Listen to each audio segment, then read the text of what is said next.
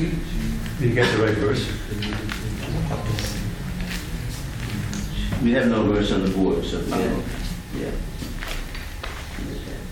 Oh.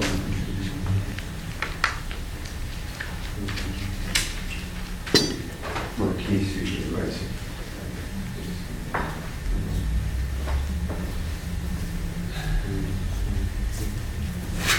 Verse 36, actually. Chapter 23. Verse 20. There's a double. Chapter 23. There it is, yeah.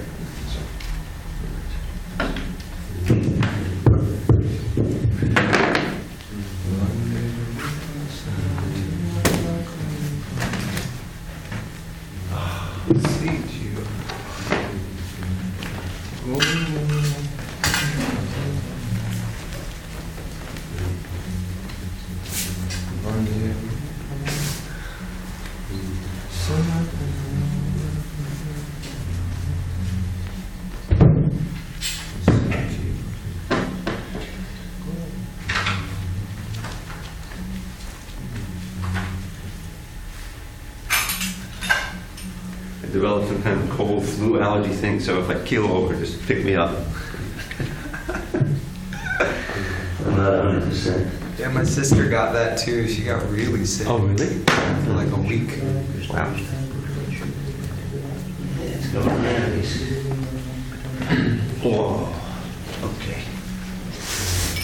I think we need to turn this down a bit. Hare Krishna. Yeah. Wow. Power. Yeah. You know how to do it? Yeah. The two reds. Hey there. He's in there. Two reds down. Hare Krishna. That's fine. Jaya Radha Madhava Kunjari Hari Radha Madhava Jaya Radha Madhava Kunjari Hari Radha Madhava Kunjari Hari Gopi Jana Vallabha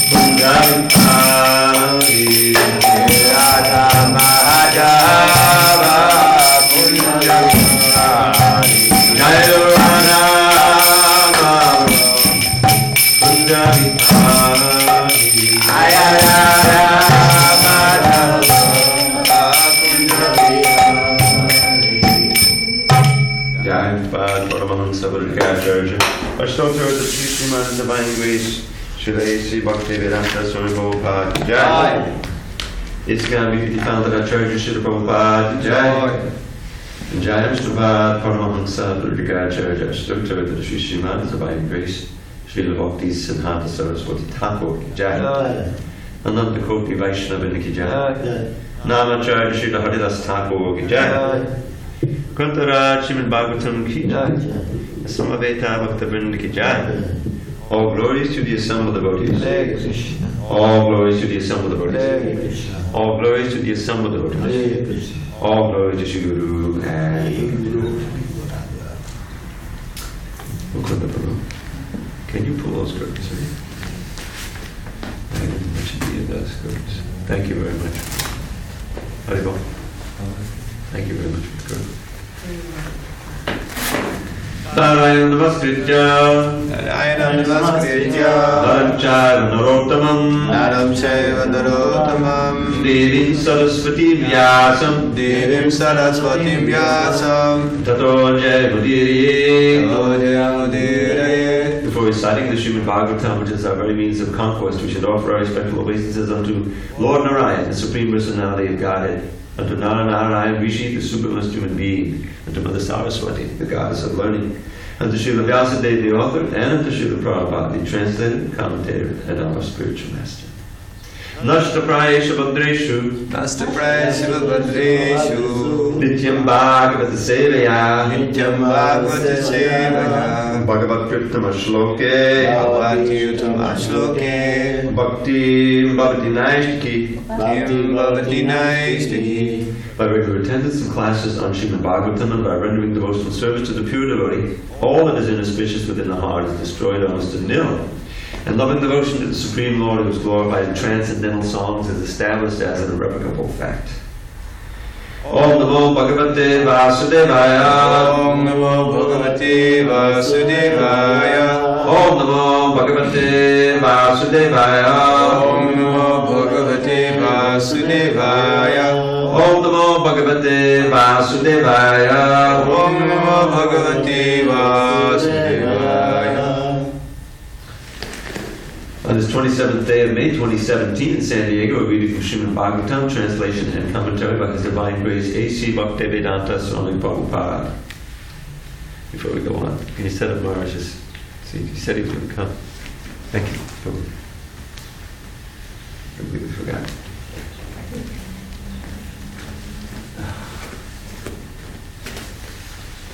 Now, we don't have a verse.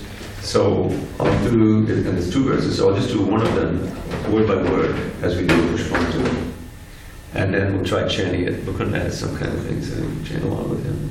Somehow we'll get through it. Okay. We're reading today from Canon 3, the status quo, chapter 23, Devahuti's Lamentation, text number 36 and 37. Sa Tam Kritamala Snanam Vibrajantim Apurvavat Atmano Vibratim Rupam Sambhita Ruchira Sanim.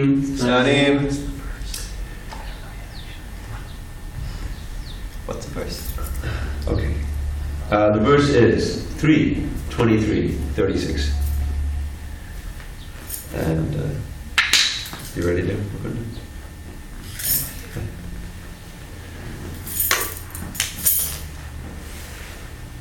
We don't have a board, so if we're going to have any changes, he's got to get his things there.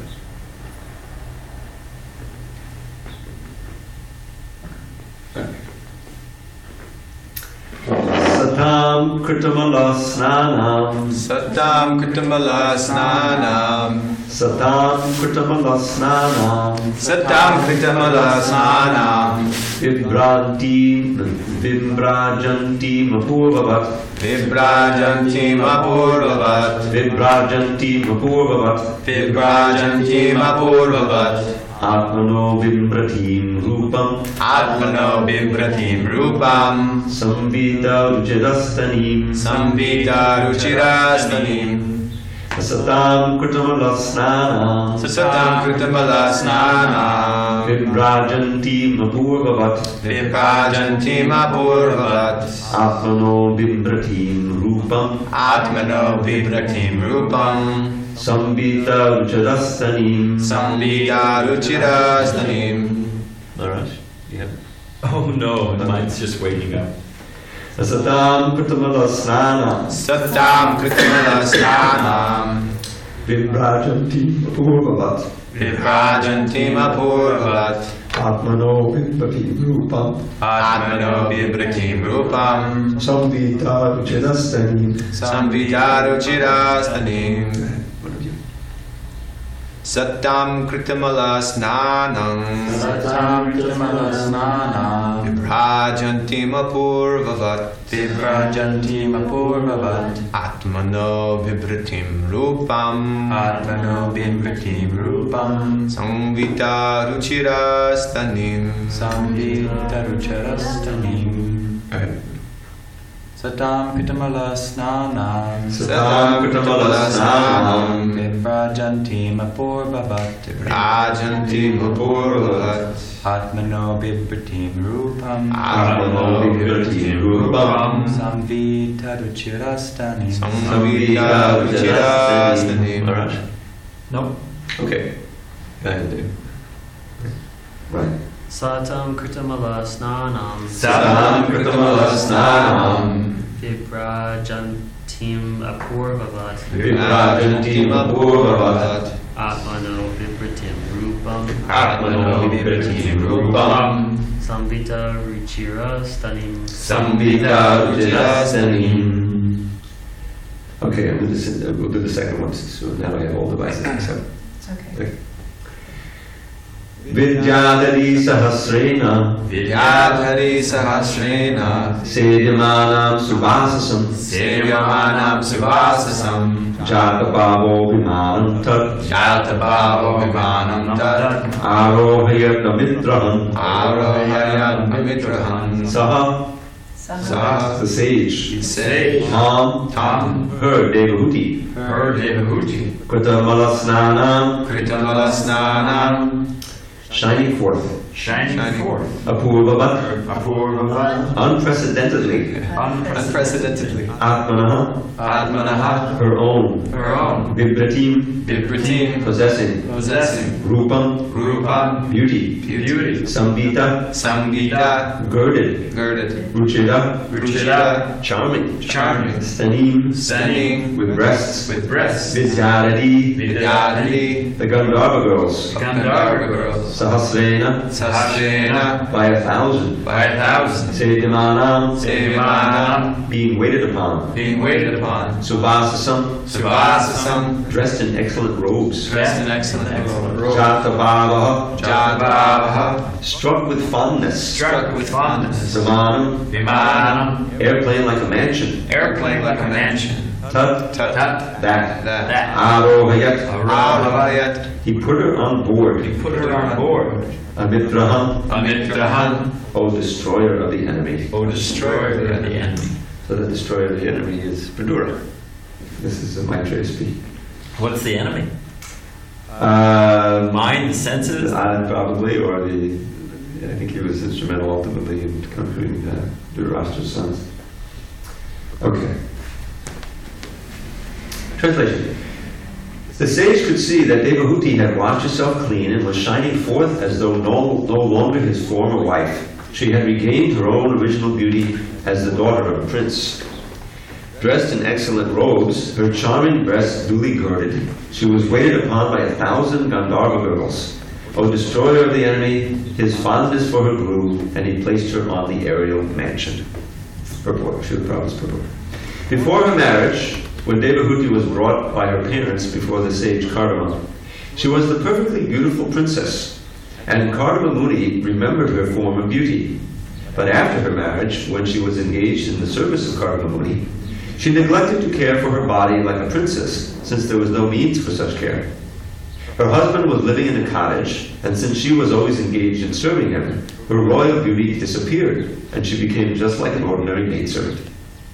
Now, after being bathed by the Gandharva girls by the order of Kardama Muni's yogic power, she regained her beauty, and Kardama Muni felt attracted to the beauty she had shown before the marriage.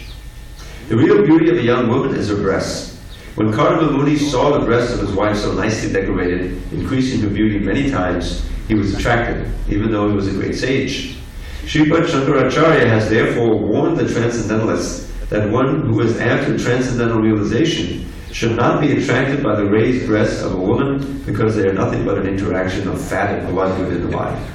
Obhagyanatimanandasya gyananjana shalakya chakshu unvidatam mena tasmai shri gurave namaha. I was born in the darkness of ignorance.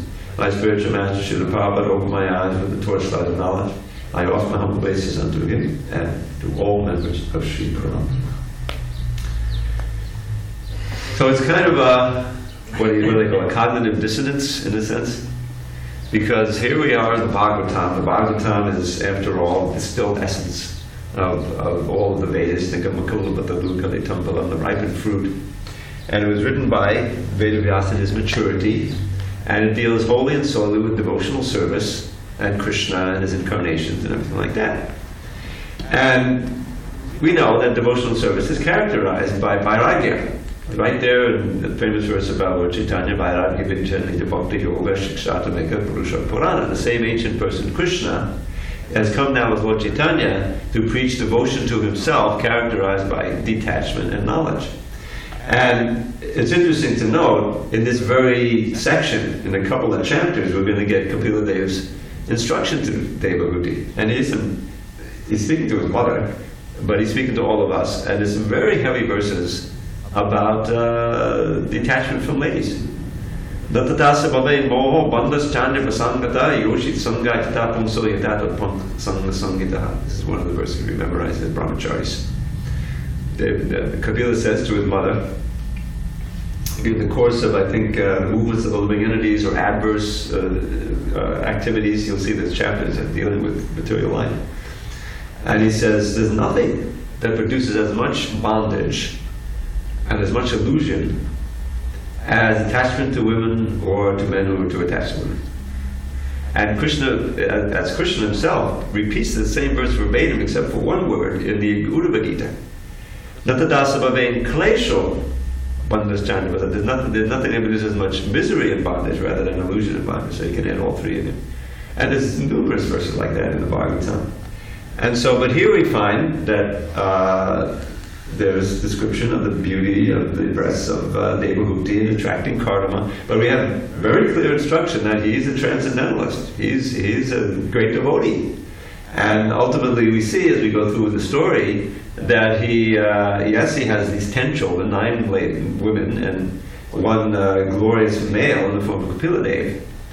And then he leaves. Then he takes off. He takes sannyas after this episode of marriage and having children. So in the final analysis, he of course shows his detachment. But here he's in this whole episode with the glorious aerial mansion, which is like a vimana, the airplane goes everywhere. But it's more like a little city. We've heard some description of it. It's all idyllic, you know. And this is people are looking for that, you know, in this world all the time. Why is it that there's always people trying to move to SanDiego? You know, the weather, right? It's near the beach, and it's a nice place, like relatively speaking. Or during the weekend, or when you have, do they even have like 1 or 2 weeks vacation, paid vacation anymore? I don't know if they have. You have to get along to a union, which is a shrinking thing. But anyway, when you get some time off, you run off to Yosemite, you run off to some park, or even some local park to try to recreate some semblance of this very nice rural atmosphere with birds chirping and foliage and all these different things. Now, Prabhupada has explained in other contexts that this is an echo of our longing to get back to Vrindavan, Goloka Vrindavan, where everything truly is idyllic. And in the Krishna book you'll find, even in the summer season, this is Boma Vrindavan. Because of the waterfalls and the breezes and the flowing Yamuna, it's cool. And even there it's cool that it doesn't bother people so much. So when Krishna is in the middle of everything, and he's the supreme controller, he can create the environment for idyllic living. All in the context of exchanging loving services with his devotees. So this is a reflection of that. This idyllic scene and the relation of man and woman, it's all a reflection of the original love between Radha and Krishna. We know that. And yet, this is still in the context of devotional service. And so this is where the cognitive dissonance comes in. Well, how is this, a part of it? Well, this is where you really have to read the whole context. We're taking weeks and weeks to go through these chapters. And each one, a couple of verses we're reading, and it's all about, the beauty of Devahuti and how we have the purport. But if you read it through, you'll see that is just an episode, really, in Cardamom Muni's, renounced life. I mean, he was a great yogi. He was living in his cottage for many, many years, perfecting his yogic siddhis and everything. That's not easy. So he's obviously accomplished. And Swayambhuva Manu was, after all, one of the Madhus. He was not one of the Madhus, one of the Mahajans. He's not the first one mentioned, although Swayambhu is the first one, but that's Swayambhu refers to Brahma. But he's in there, in the list, as Manu wrote the Manu Samhita, and he's not just going to give his daughter off to somebody who's not a devotee. So the idea is that there is a context where this is within the Vedic culture, where it's okay. And that context always has to do with self-control. It has to do with the results of it being glorious children. Now, I just want to say one thing, because a few days ago, I was saying how they were having sexual relations as they're going around and everything, and then Jindrananda argued with me. He said, no. They were enjoying some subtle sex life, and then when it came time to have the children, they had 9, inseminates came out and everything. But that's not what's explained. That I just read ahead. Prabhupada explained. When you see the word reme, which is several times in these verses, or a variant of it, and Prabhupada defines it as enjoyed, this is kind of a euphemism, which means having sex relationship. And it's explicit within the purport, so just want to set that record straight. But in spite of all that, he didn't fall away. He didn't allow it to cloud his intelligence. There was always that understanding, this is a temporary arrangement, and eventually he's going to get back to his totally renounced life when his duty is done, giving her the children, which are then handed off to the Prajapatis, which is part of his duty as a Prajapati, and especially Kapila Deva. So the whole thing is very auspicious and blessed. And yet, Prabhupada takes the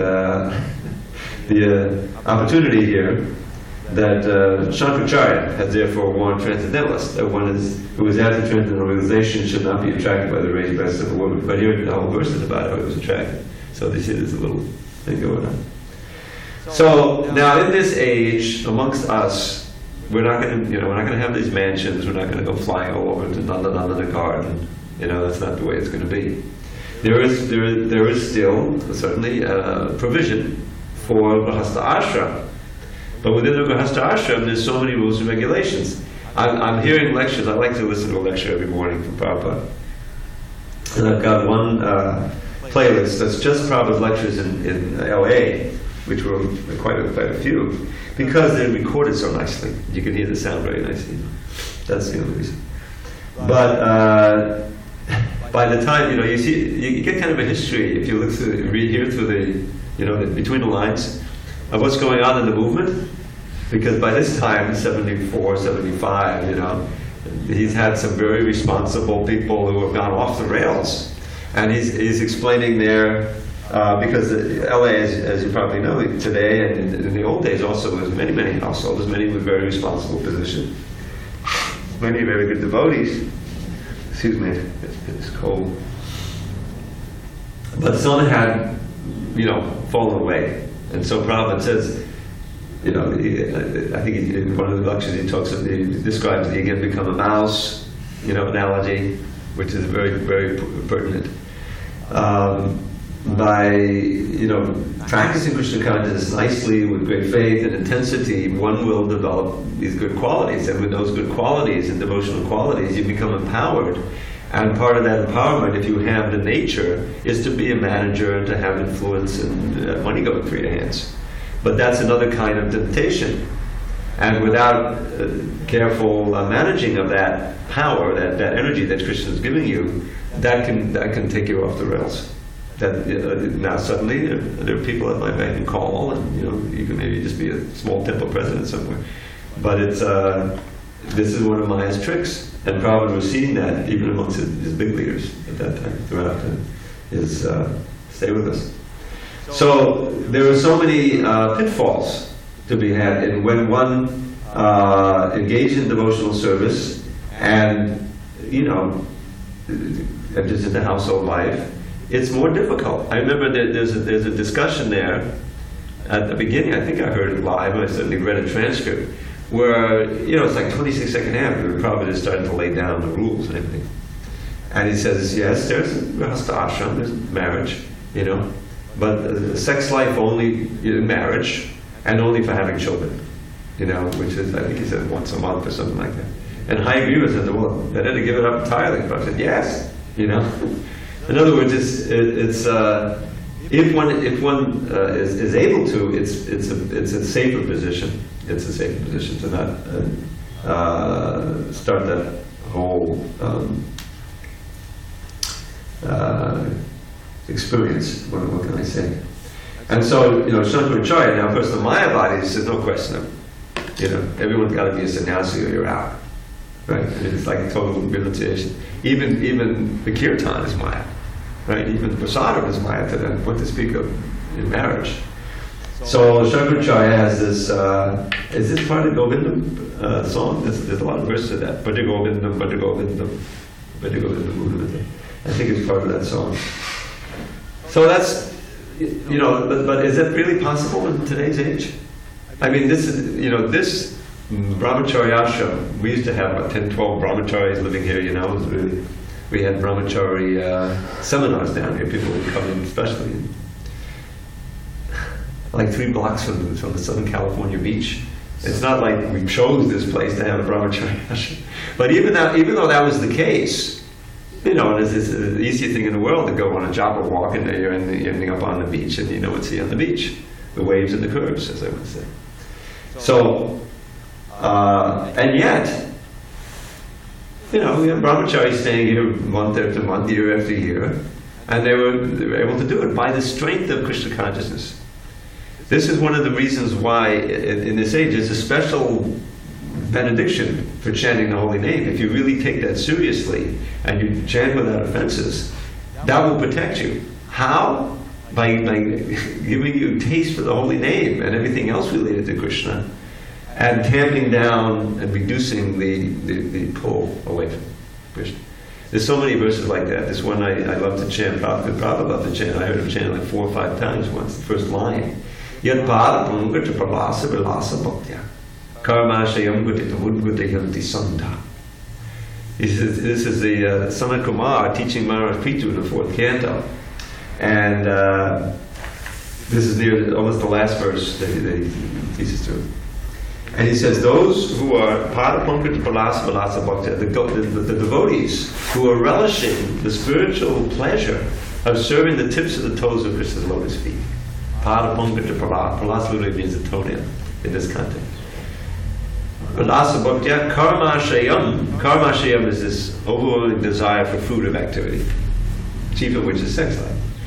Chikarshayam Gratitam Udgratiyanti. Those knots are cut. Gratitam Udgratiyanti means untied. Santa for the saints, for the devotees.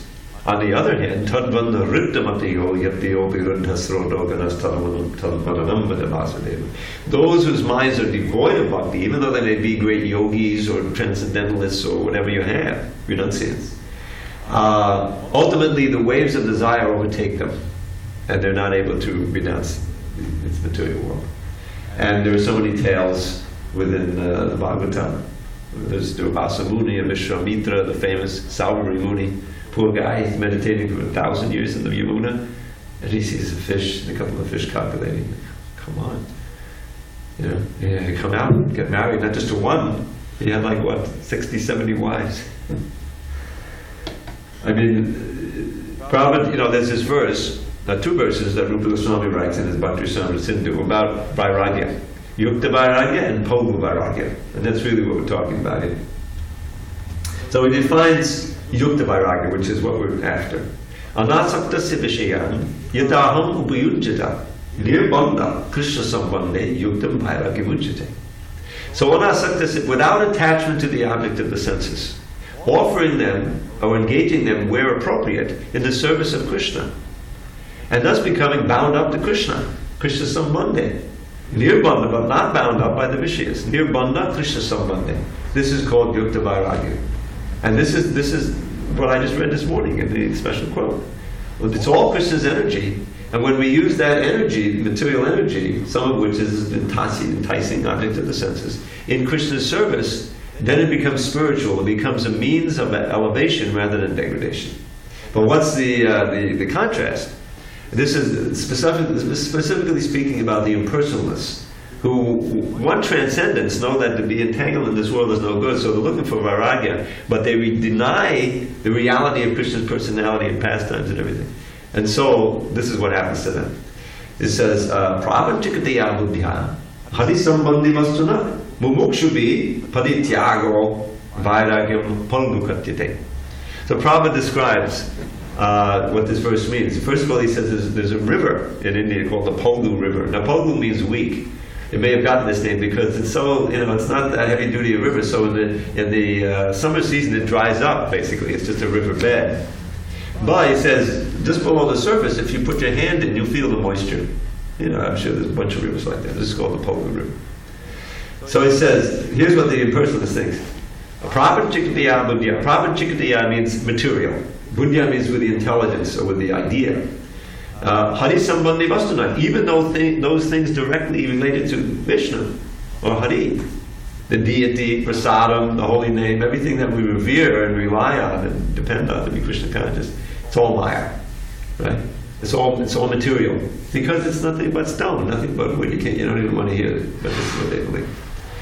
So therefore, mumukshubi parityago, desiring liberation, not bhakti, but desiring their own liberation, they give up everything they can. Parityaga means as renounced as possible. But that vairagya is very weak. And the analogy with the river is you reach a little bit into their heart and you find only material desires. Because that tyaga does not clean the heart of material desires. It's simply, it's like gritting your teeth and putting your feet. All right, I'm not going to, like Vishayavani Bhakta Dena Nahara Siddhena. Krishna says, second chapter, you can give up consuming the Vishayas. Ahara means to eat, actually. Someone may do that, but the rasa remains, the taste remains. And everyone knows in the right circumstances it'll come out and again you'll be engaged. On the other hand, the solution is Raga Dvesha Vimuktais tu Vishayana Dayaicharan Atmavashay Vidheya Atmaprasada Vanigachati. To get the prasad or grace of the Lord, in which one really has strong detachment and attachment to Him, it says the senses can be moving amongst their objects, but there's no raga and dvesha. This is the example of Yamunacharya. He's not gritting his teeth and digging in. He says, when somehow I think of the previous sex life, I spit at it.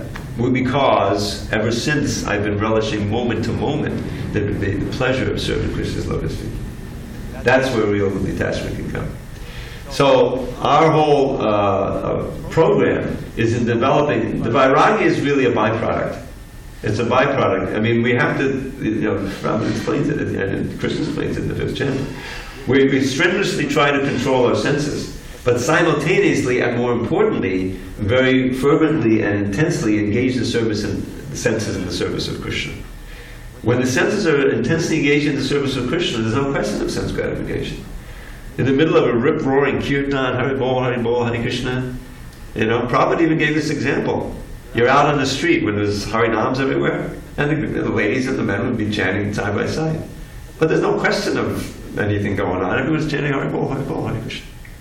You're in the spiritual vibe. Now, back at the temple, can I help you cook an offering? That's another thing. You can enter in. But when the senses are truly being engaged in Krishna's service, you're protected. That's the whole idea.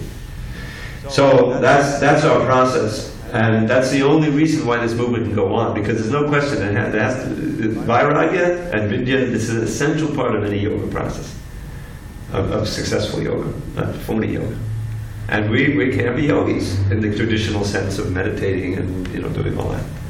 We have that element in chanting japa, but our main thing is chanting, dancing, and serving, and hearing. That will come up in when Kapila Dev begins his teachings in chapter 25 or chapter 23, so it's not going to be too long.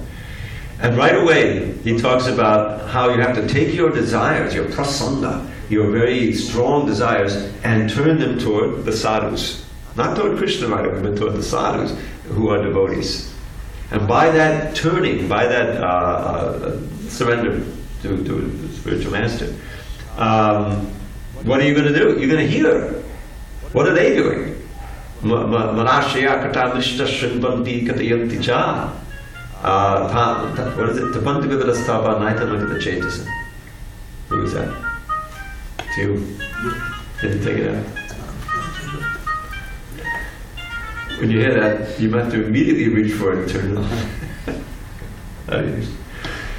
So, he's saying there, the first installment of this being absorbed in Krishna Gatha is that you don't feel the pains of the material world, because that's how she approached him.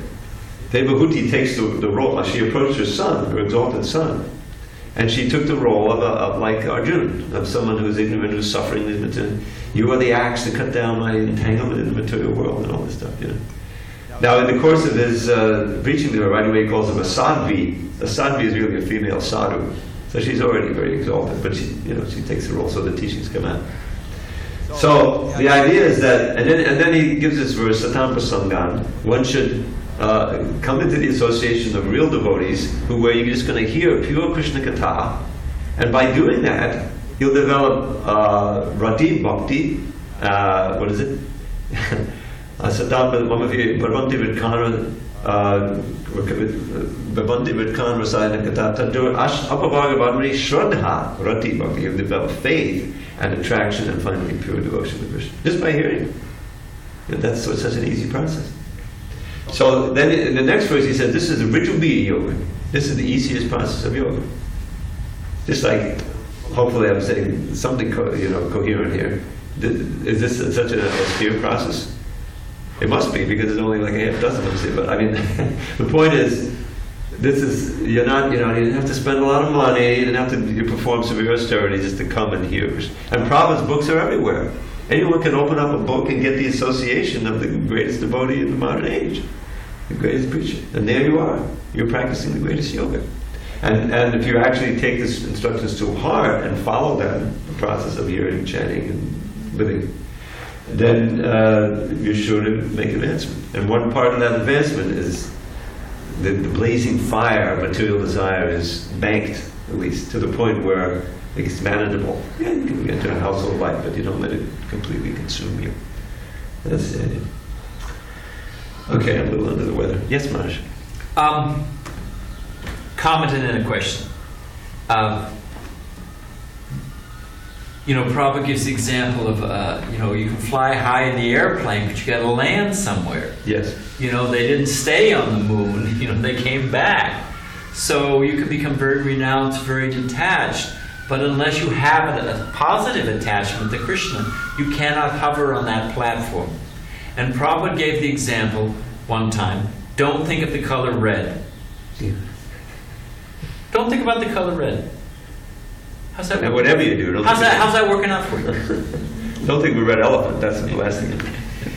But you think of Krishna, a nice, beautiful red outfit. Yeah. No problem. So it just confirms the point right there. So here's my question.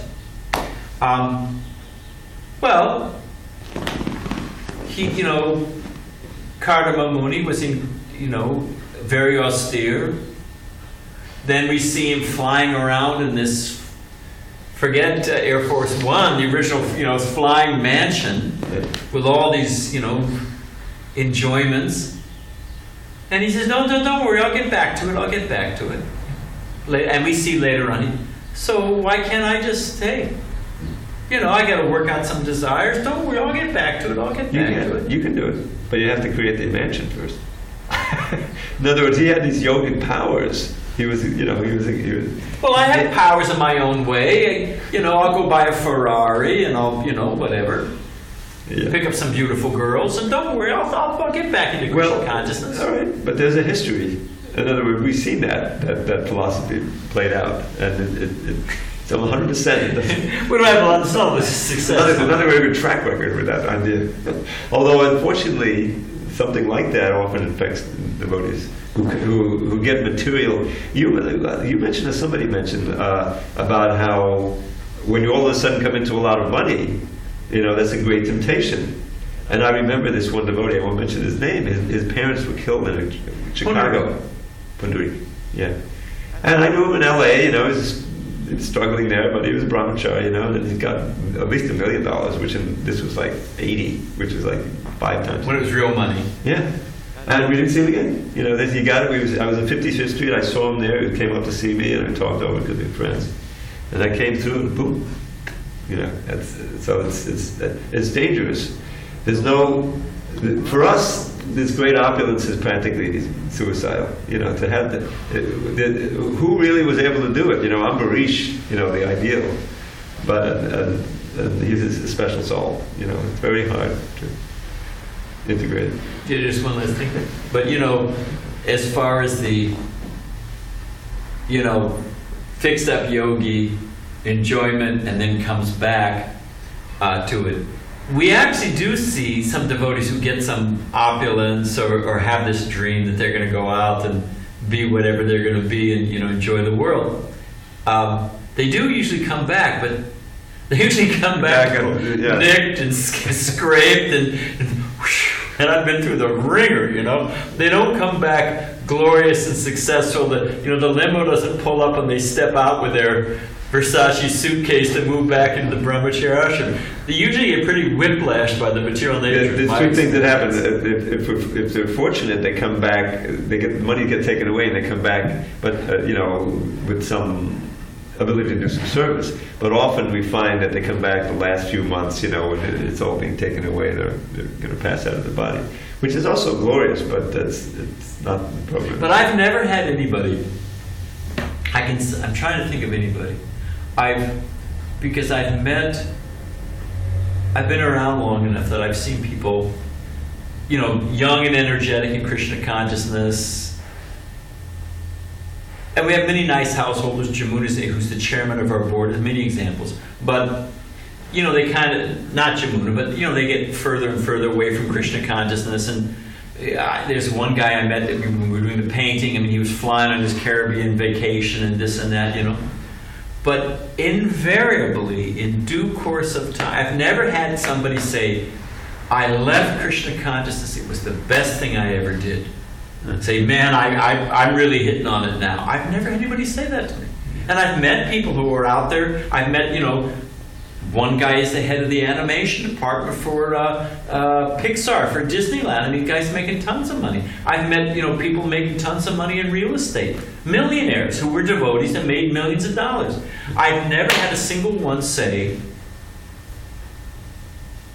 they always say, oh, when I was a brahmachari, I was so nice. Or, oh, don't, pray for me, Prabhu, pray for me, Yeah. It's hard, when you get accustomed to a certain level of enjoyment, and so forth, to suddenly give that up again and return to a previous level of austerity. But my point is that sublime taste of devotional service, as confirmed by Narada Muni, yes, it always stays with you. They've gone out there. They've gone out there and tried it. They've had the house by the sea and the Ferrari and the trophy wife, and it just doesn't match up to that simple, pure happiness of seeing the deities or the holy name, or when I was relishing Krishna Katha with the devotees. I just haven't seen it. Yeah. Well, you're absolutely right. There is a verse in Narada Muni's instructions to Vyasadeva in the 5th chapter, 1st canto. I don't know it by heart, but he says, anyone who leaves, he can't experience material life like an ordinary materialist, because he's always going to remember that taste of, actually, he talks about drinking the nectar of Krishna's lotus feet, or the service to Krishna's lotus feet. So it may not, everyone's got his own path, but that you're describing that. In other words, he experiences material life, but not exactly like materialists, because in his memory is that, and there's that taste, and hopefully that brings back again in the next birth. There was a beautiful brahmacharini, and drifted off from Krishna consciousness. She actually became a model, and Anyway, the short version of the story is that she told me she'd almost managed to completely forget Krishna. She'd almost accomplished it, because that was her effort. Just get this, Krishna rattling around in my head. Just get it out of my head, get it out, and then I can just actually enjoy. She obviously said- failed if she's talking to you, so go ahead. She'd almost accomplished it.